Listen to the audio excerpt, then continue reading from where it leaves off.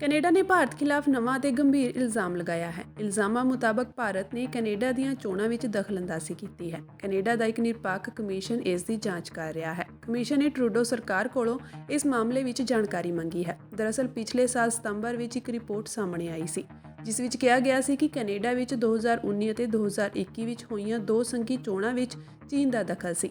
ਚੀਨ ਨੇ Justin Trudeau ਨੂੰ ਜਿੱਤ ਦਿਵਾਉਣ ਵਿੱਚ ਮਦਦ ਕੀਤੀ ਸੀ।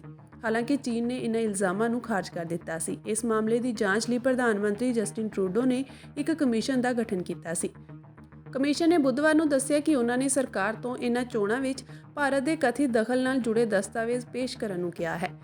ਇਸ ਤੋਂ ਇਲਾਵਾ ਕਮਿਸ਼ਨ ਇਸ ਗੱਲ ਦੀ ਵੀ ਜਾਂਚ ਕਰੇਗਾ ਕਿ ਪੂਰੇ ਮਾਮਲੇ ਵਿੱਚ ਸਰਕਾਰ ਦੀ ਕਿੰਨੀ ਜਾਣਕਾਰੀ ਸੀ ਤੇ ਕੀ ਕਦਮ ਚੁੱਕੇ ਗਏ। ਇਸ ਕਮਿਸ਼ਨ ਦੇ ਪ੍ਰਧਾਨ ਯੂਬੇਕ ਦੀ ਜੱਜ ਮੈਰੀ ਹੋਸੇ ਹੋਗ ਹਨ। ਇਨ੍ਹਾਂ ਚੋਣਾਂ ਵਿੱਚ ਦਖਲ ਦੇ ਮਾਮਲੇ ਵਿੱਚ ਭਾਰਤ ਅਤੇ ਚੀਨ ਤੋਂ ਇਲਾਵਾ ਰੂਸ ਦਾ ਨਾਮ ਵੀ ਸ਼ਾਮਿਲ ਹੈ। ਕੈਨੇਡਾ ਦੇ ਮੀਡੀਆ ਦੇ ਮੁਤਾਬਕ ਕਮਿਸ਼ਨ ਮਾਮਲੇ ਵਿੱਚ ਆਪਣੀ ਰਿਪੋਰਟ 3 ਮਈ ਨੂੰ ਪੇਸ਼ ਕਰ ਸਕਦਾ ਹੈ। ਉਧਰ ਇਸ ਦੀ ਫਾਈਨਲ ਰਿਪੋਰਟ ਸਾਲ ਦੇ ਅਖੀਰ ਤੱਕ ਸਾਹਮਣੇ ਆਵੇਗੀ।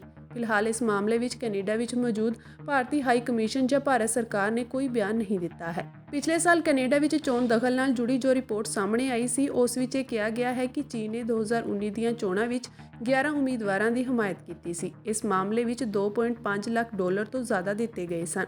ਕੈਨੇਡਾ ਵਿੱਚ ਪਾਲਿਸੀ ਨੂੰ ਪ੍ਰਭਾਵਿਤ ਕਰਨ ਲਈ ਚੀਨ ਨੇ ਪੈਸੇ ਦਿੱਤੇ। 2021 ਦੀਆਂ ਚੋਣਾਂ ਵਿੱਚ ਚੀਨ ਤੇ ਡਿਪਲੋਮੈਟ ਨੂੰ ਪੈਸੇ ਦੇਣ ਦਾ ਇਲਜ਼ਾਮ ਸੀ। ਚੋਣ ਵਿੱਚ ਦਖਲ ਦਾ ਆਪਰੇਸ਼ਨ ਟੋਰਾਂਟੋ ਵਿੱਚ ਚੀਨ ਦੇ ਸਫਾਰਤਖਾਨੇ ਤੋਂ ਚਲਾਇਆ ਜਾ ਰਿਹਾ ਸੀ। ਇਸ ਪਿੱਛੇ ਦਾ ਮਕਸਦ ਮੈਂਬਰ ਪਾਰਲੀਮੈਂਟ ਜਾਂ ਆਪਣੇ ਲੋਕਾਂ ਨੂੰ ਰੱਖੇ ਜਾਣ ਅਤੇ ਨੀਤੀ ਨੂੰ ਪ੍ਰਭਾਵਿਤ ਕਰਨਾ ਸੀ। ਇਸ ਤੋਂ ਪਹਿਲਾਂ ਦਸੰਬਰ ਦੇ ਅਖੀਰ ਵਿੱਚ ਕੈਨੇਡਾ ਦੀ ਰਾਇਲ ਕੈਨੇਡੀਅਨ ਮਾਊਂਟਡ ਪੁਲਿਸ ਨੇ ਭਾਈ ਹਰਦੀਪ ਸਿੰਘ ਨਿੱਜਰ ਦੇ ਕਤਲ ਮਾਮਲੇ ਵਿੱਚ 2 ਮੁਲਜ਼ਮਾਂ ਦੀ ਪਛਾਣ ਕਰਨ ਦਾ ਦਾਅਵਾ ਕੀਤਾ ਸੀ। ਕੈਨੇਡੀਅਨ ਮੀਡੀਆ ਗਲੋਬ ਐਂਡ ਮੇਲ ਨੇ ਆਪਣੀ ਰਿਪੋਰਟ ਵਿੱਚ ਕਿਹਾ ਸੀ ਕਿ ਕੁਝ ਹਫ਼ਤਿਆਂ ਤੱਕ ਦੋਵਾਂ ਮੁਲਜ਼ਮਾਂ ਦੀ ਗ੍ਰਿਫਤਾਰੀ ਹੋ ਸਕਦੀ ਹੈ। ਦੋਵਾਂ ਮੁਲਜ਼ਮਾਂ ਤੇ ਚਾਰਜਸ਼ੀਟ ਦਾਇਰ ਹੋਣ ਦੇ ਬਾਅਦ ਕਤਲ ਦੀ ਸਾਜ਼ਿਸ਼ ਵਿੱਚ ਭਾਰਤ ਦੀ ਭੂਮਿਕਾ ਦਾ ਖੁਲਾਸਾ ਕੀਤਾ ਜਾ ਸਕਦਾ ਹੈ। ਜ਼ਿਕਰਯੋਗ ਹੈ ਕਿ 18 ਜੂਨ 2023 ਪ੍ਰਧਾਨ ਮੰਤਰੀ ਜਸਟਿਨ ਟਰੂਡੋ ਨੇ ਭਾਰਤ ਤੇ ਇਲਜ਼ਾਮ ਲਗਾਇਆ ਸੀ ਕਿ ਸਿੱਖ ਆਗੂ ਭਾਈ ਹਰਦੀਪ ਸਿੰਘ ਨਿੱਜਰ ਦੇ ਕਤਲ ਵਿੱਚ ਭਾਰਤ ਦਾ ਹੱਥ ਹੈ।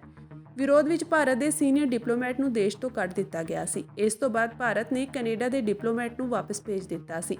ਇਸ ਤੋਂ ਬਾਅਦ ਸੁਰੱਖਿਆ ਕਾਰਨਾਂ ਦਾ ਹਵਾਲਾ ਦੇ ਕੇ ਭਾਰਤ ਨੇ ਕੈਨੇਡਾ ਦੇ ਵੀਜ਼ੇ ਰੱਦ ਕਰ ਦਿੱਤੇ ਸਨ, ਪਰ 1 ਮਹੀਨੇ ਬਾਅਦ ਇਸ ਨੂੰ ਸ਼ੁਰੂ ਕਰ ਦਿੱਤਾ ਗਿਆ ਸੀ।